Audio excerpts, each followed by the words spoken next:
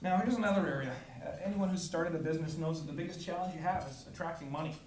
And there are basically three, I could do an hour presentation on this alone. There are three key things that we've done in this area.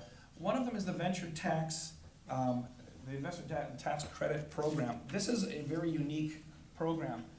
It's put about $850 million directly into small business by way of investment since it was first introduced by government. But here's what makes it so unique and why it has been so popular. Because as an investor, you get 30% tax credit back of your invested amount in the same tax year. So if you invest $10,000 or $100,000 into a small business investment, it's risk capital, and what the government does to help mitigate that risk is you get a check back for $3,000 or $30,000 respectively in the same calendar year.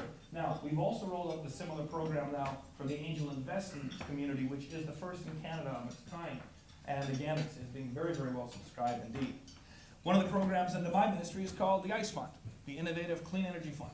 And this is it's over $100 million of money that's been put aside to partner with in the green technology space, specifically on companies that are at that crucial pre-commercialization phase. It's a very important attribute of that program. And then there's the BC Renaissance Fund. You know, one of the things that when times are good, when government has a lot of revenues rolling in, which we certainly did 4 or 5 years ago, you see some clever things being done to plan for the future. And this was one of them. I remember I was on the Treasury board when this one came through. And the Renaissance Fund was $90 million that was put aside specifically to leverage investment in areas like clean technology, information technology, digital media, and life sciences. So far, there's been about $67 million of that invested, and it's been leveraged using some of the most experienced and prominent international venture capital firms in the world, to the tune of about $243 million based on the $67 million starting point. So again, the formula is working well, and if you look at the stats of venture capital investment across Canada, British Columbia really punches above its weight in that one area. Now, let me pause here for just a second. I'm about to show you a very busy slide, so my apologies in advance. Those of you who do small business coaching and teach people about PowerPoints and how to do them, this is not the slide you will use as a teaching tool. However, it's also a slide on which I could spend about an hour as well, because what we have done in the area of taxation in this government since 2001, as the first bullet says, involves over 120 different tax reductions. Politics is a game of philosophy.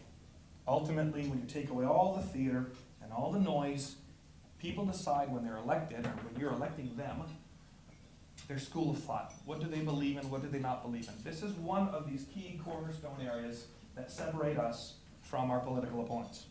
And nothing judgmental about it. It is what it is. We fundamentally believe that you are smarter with your money than government is. We don't believe government has any money. We believe that we are entrusted for a short period of time with your money.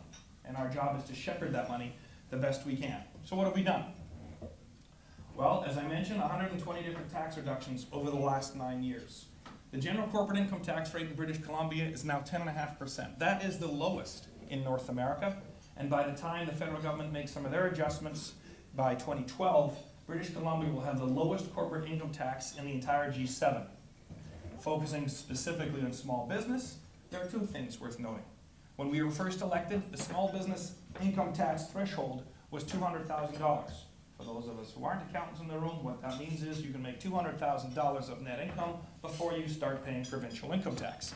We said that the men and women of this province who are taking very real risks, putting their houses on the line, walking away from careers, have to be encouraged to do this. There has to be a reward part of the risk and reward, and so we doubled it to $400,000, and then we raised it again to $500,000. That is the highest income tax threshold in all of Canada.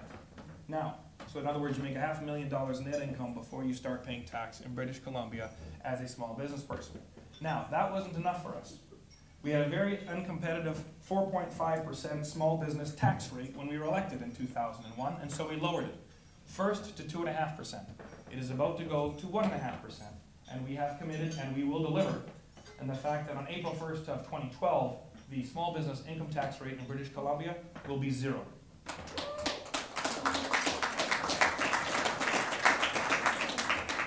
And glad you clapped. I needed a drink. Now, sooner or later, one of two things happens. Hopefully both. Small businesses hire people, and small business owners have to fill out personal income tax returns.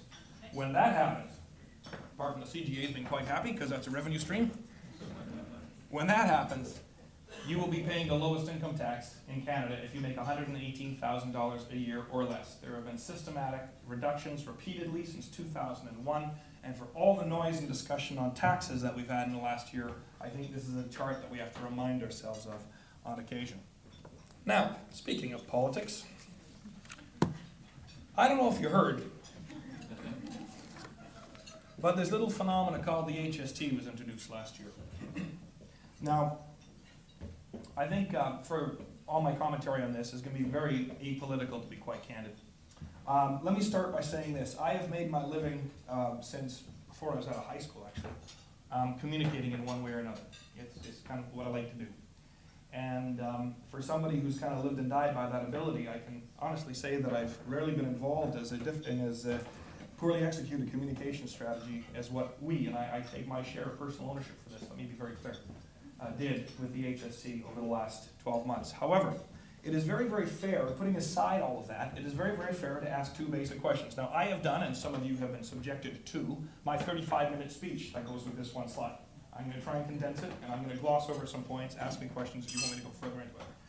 The two questions that are very, very fair to ask are why the HST and why now? Now, to most of the CGAs who've made their position very clear on this, it obviously has to do with investment. About $11 billion of investment that otherwise will not come to British Columbia in the next 10 years. The eliminated duplication from a PST system and a GST system. I have one small business owner who walked up to me last week, we're in Whistler for UBC, walked up to me and says, you have no idea the relief from headaches I am getting right now. I used to have to submit 16 different reports. When it comes to collecting, tracking, and remitting the two different taxes, I have gone from 16 a year to 4. It also takes $2 billion of embedded taxes out of play. Now let's be clear, in the whole debate that goes on about the $2 billion number, anyone who thinks that they're not paying that already as consumers is deluding themselves. The numbers are very, very clear, and audited financial statements are pretty straightforward. Finally, the word jobs. Why the HST? Jobs. If you remember one thing from this conversation, please remember that one word. I have a very fancy title in my ministry. It goes on for 3 lines on a business card, and you can barely read it, the font is so small. But if you were to rename this ministry, it would be the Ministry of Jobs. And that is why I understand and I have full support behind the HST.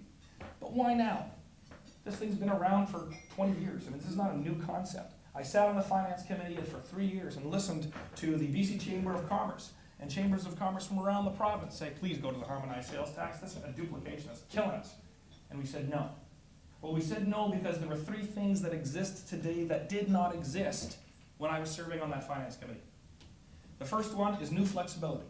We weren't allowed to set our own rate before, now we are. Ontario has an 8% addition to theirs. We only have 7. We didn't want to go to 8. We're people who like to lower taxes, not raise them. So we didn't have that flexibility before. Exemptions. Ontario wanted to put the HST on gasoline, which they've done. We said, no thanks, we're not going to do that.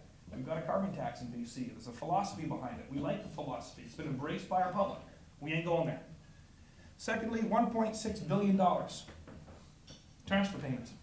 We made commitments to increase healthcare and education. We've never missed on those commitments. We're not going to start now. But in the face of a deficit that was captured the entire Western economies off guard, the country of Canada has $100 billion in deficits this year. 50% of that is the federal government. Ontario has about 25%. They're spending money like drug sailors over there. British Columbia is not interested in playing that game. One of our political philosophies, again, is that money we spend today that we don't have is money that our kids need to pay back sometime in the future for services that you and I are enjoying right now. So we want to keep our deficit down. $1.6 billion is part of that encouragement.